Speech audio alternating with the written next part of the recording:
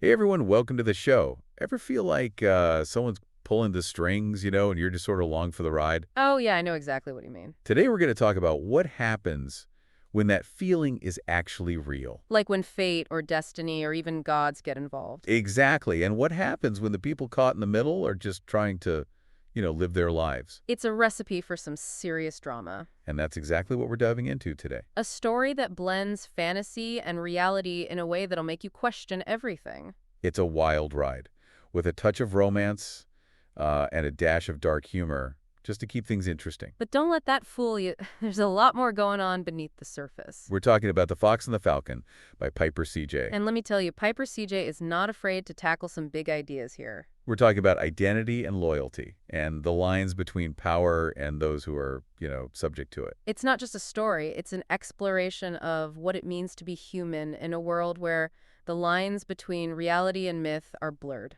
You'll find a link to the book in the description below if you want to check it out. We highly recommend it. But for now, sit back, relax, and get ready for a deep dive into the world of The Fox and the Falcon. And don't forget to like and subscribe to the channel so you don't miss out on any future deep dives. Okay, so for this deep dive, we're focusing on excerpts from The Fox and the Falcon that you, our amazing listeners, send our way. We're going to unpack these snippets and see what makes this story so captivating. And believe me, there's a lot to unpack. Right from the start, we're dropped into Marlow's life.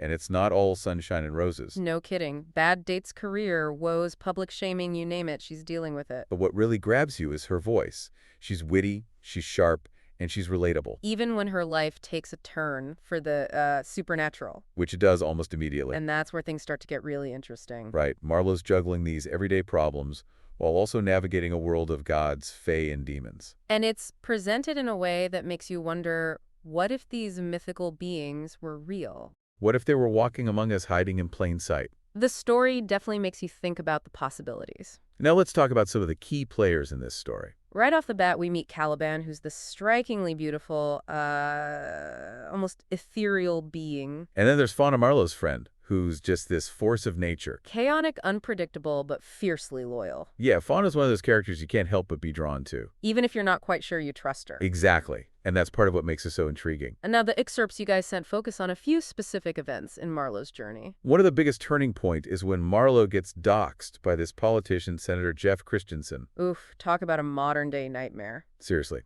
It throws her life into chaos and inadvertently pushes her further into this supernatural world. And it's fascinating to see how her friends Nia and Kirby react to the situation. Their loyalty is unwavering, but it's mixed with this dark humor that seems almost necessary to cope with everything that's happening. It's like they're acknowledging the absurdity of it all while still being there for Marlowe no matter what. And their reaction is so relatable. It makes you think about how you would react if your friends suddenly found themselves caught up in something unbelievable. Absolutely. It highlights the strength of their bond and their ability to find humor even in the darkest of times. And speaking of dark times, the doxing is what forces Marlowe to confront the supernatural head-on. There's no more denying it after that. She's forced to leave her old life behind and dive headfirst into this world she never expected to be a part of. It's like a door slams shut behind her and there's no going back. And that's where the adventure really begins. Right. Marlowe's journey takes her to some incredible places. We see glimpses of Alfheimer, which is this technologically advanced realm full of beauty and wonder. It's a far cry from the typical medieval fantasy setting. And then there's the Phoenician realm, which is almost the opposite. It's desolate, decaying, and full of secrets. The contrast between these two places is striking, and it shows just how diverse and complex this supernatural world is. And then there's the unexpected appearance of Fenrir. The monstrous wolf of Ragnarok. Talk about an entrance. You'd think he'd be, causing chaos, but instead he's acting as a guide. It's a real head-scratcher. Why would this creature associated with destruction be helping them? It definitely adds to the mystery and makes you wonder about his true motives. Now, as Marlowe journeys through these different realms, she starts to form relationships with some powerful beings. Her bond with Fauna is particularly interesting. There's this deep affection between them, but also this underlying tension. Yeah, you can tell Marlowe cares about Fauna, but she's not sure she can fully trust her. Fauna's always holding something back, and it makes you wonder what her true agenda is. And then there's Caliban. Oh, Caliban! Their connection is intense, passionate, and unlike anything we've seen before. It's described as this profound bond that transcends human understanding. And it's clear that Caliban plays a major role in Marlowe's journey. But the question is, what role exactly?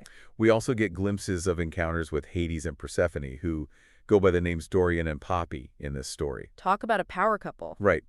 And their involvement suggests that there's a much larger game at play here. Alliances are being formed, battles lines are being drawn, and Marlowe finds herself right in the middle of it all. And speaking of battles, the excerpts from the Phoenician banquet are full of political intrigue and tension. It's like a powder keg waiting to explode. You've got the return of Dagon and Aneth, the arrival of Azrams, a demon prince, and then the unexpected entrance of Hellenic and Norse deities. It's a recipe for disaster. And it all culminates in this brutal confrontation where Azrams is punished for his actions. It's a stark reminder of the harsh realities of this supernatural world. And it's interesting to see Marlowe's reaction to the punishment. She's clearly disturbed by it. It shows that she's not just an observer anymore. She was becoming emotionally invested in these beings, even the ones who might be considered villains.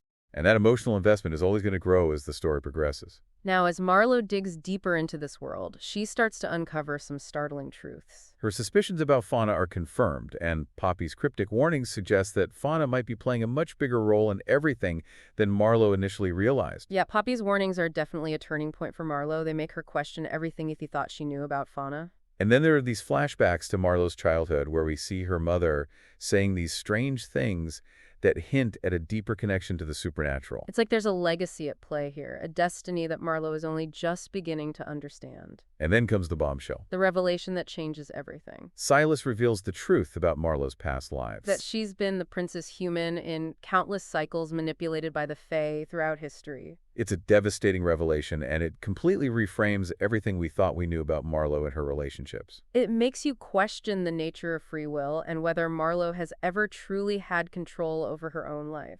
The glimpses into those past lives are unsettling, to say the least. It's like seeing the strings being pushed behind the scenes and realizing that Marlowe has been a pawn in a much larger game for centuries. But in the final excerpts, we see a shift in Marlowe. She's no longer content to be a pawn. She's angry, she's hurt, and she's determined to take control of her own destiny. She decides to protect her mortal friends Nia and Kirby, and she refuses to be used by the gods any longer. It's a powerful moment of defiance. And her alliance with Silas suggests that she's found a new path, a new purpose. They're both outsiders, both fallen from grace in a way. And together, they might just have a chance to change the course of this impending war between heaven and hell. Because that's the other big thing looming over this story. This cosmic conflict that threatens to consume everything. And the acknowledgement section hints that there might be even more to it than meets the eye. There's mention of the other gods and inspiration from problematic end times folklore. It's like there are layers upon layers of conflict and intrigue in this world. So The Fox and the Falcon is clearly more than just a fantasy story. It's an exploration of identity, loyalty, power, and the choices we make when faced with the impossible. It's about finding your own path, even when it feels like the universe is conspiring against you. And it leaves you with so many questions. What will happen to Marlowe? What is Fauna's true agenda? And who will win this cosmic war? We don't have all the answers, but that's part of what makes this story so compelling. It's a story that stays with you long after you finish reading it. So what did you think? What was your favorite moment or the most surprising revelation from our deep dive into The Fox and the Falcon? Share your thoughts in the comments below. And if you enjoyed this deep dive, don't forget to like and subscribe for more explorations into fascinating worlds. And as you ponder the mysteries of The Fox and the Falcon, consider this. If you discovered that your entire life had been manipulated by unseen forces, would you fight for your freedom or surrender to fate? And what power does an ordinary human heart truly possess when caught in the crossfire of the divine? Until next time, keep exploring, keep questioning, and keep diving deep. See you in the next deep dive.